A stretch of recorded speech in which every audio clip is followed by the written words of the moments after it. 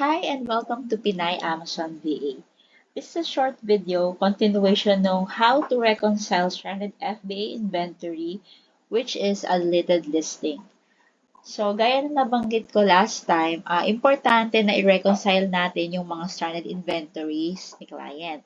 Kasi unang-una, pagka stranded ng inventory, tulog ang puhunan. So, hindi siya active for sale or hindi siya ma-review ng mga potential clients na gustong bumili sa Amazon.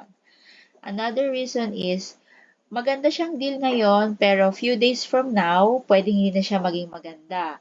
Kasi dahil sa storefront stalking, so ibig sabihin, madaming clients or madaming ibang VAs ang nagpa-follow sa store mo na syempre, madami kayong maghahati-hati doon sa certain listing na yon.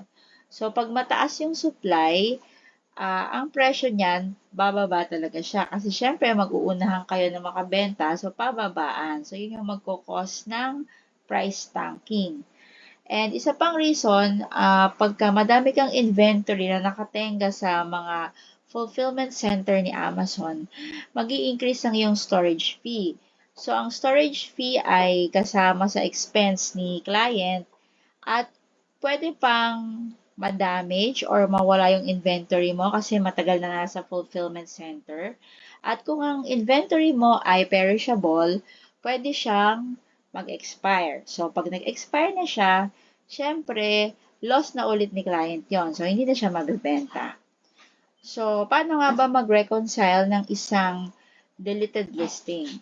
So, review lang to kasi na-discuss na rin to during the previous video natin. So, punta tayo sa Amazon Seller Central. And then, dito sa may upper left, itong 3 lines, click lang natin yan. And, click natin yung Inventory tab. From the Inventory tab, click nyo yung FBA Inventory. Tapos, ito, so, FBA Inventory Shipments Opportunities. Sa inventory tayo. So, hanapin nyo yung stranded inventory. Okay? And then, pupunta tayo dito sa sheet ng fixed stranded inventory or sa page, I mean. Okay, so ito yung mga stranded inventory. Ayan. So, ayan yung mga reasons. And then, yung available quantities or yung mga number of items na hindi siya active for sale pero meron kang existing stocks. Okay? So, para malaman natin yung paano ba i-address to, pwede nating i-click to kasi tuturuan naman tayo ni Amazon kung paano. Okay? So, for the deleted listing, the listing has been deleted. To activate your offer, create new listing. So, ito yung sa tabi niya. So, create a new listing. So, paano nga ba nagkakaroon ng deleted listing? So, kasi minsan, may mga clients na, for example, once a month or twice a month during 15th and 30th or 31st, na gusto nila lilinisin na yung listing.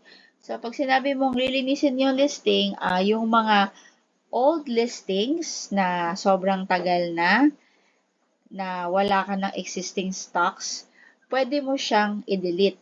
So, i-delete mo na yung listing na yon para somehow ma-clear yung iyong list of inventory. So, posible na habang nag-delete ka ng listing, hindi mo napansin na click mo yung isang listing na meron pa palang existing stocks.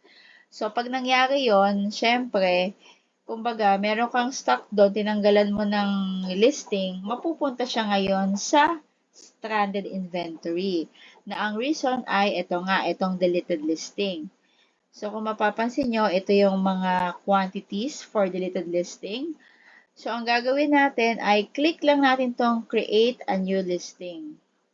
So, mapupunta tayo dito sa page na to. Ito yung page nung certain SKU or yung stock keeping unit. So, sorry, maingay yung aso. So, pag kinlik natin yon, yung create a new listing, so, matik, andito na yung SKU. And then, ilalagay natin kung ilan yung existing quantity na available, which is stranded. So, dun sa case na to ay 1. And then, lalagay natin yung price. Kung magkano ba siya ino-offer for sale ni Amazon. Ni client sa Amazon Market. And then, kung FBA seller ka, click mo lang tong Amazon will ship and provide customer service. Okay? And then, list as FBA. Okay? Tapos, hit natin yung save and finish. Okay? So, usually, it takes 15 minutes up to 24 hours bago mag-take effect yung changes na ginawa natin. So, refresh lang natin. So, kung halimbawa, after 24 hours, hindi pa rin nabalik sa stocks nyo o hindi pa rin na wala tong deleted listing na to, kagaya nito kasi sandali pa lang yan. Huli ko siyang nagawa. So, ulitin lang natin yung process from the start. And then, check ulit natin from 15 to 24 hours kung nag-take effect na ba siya.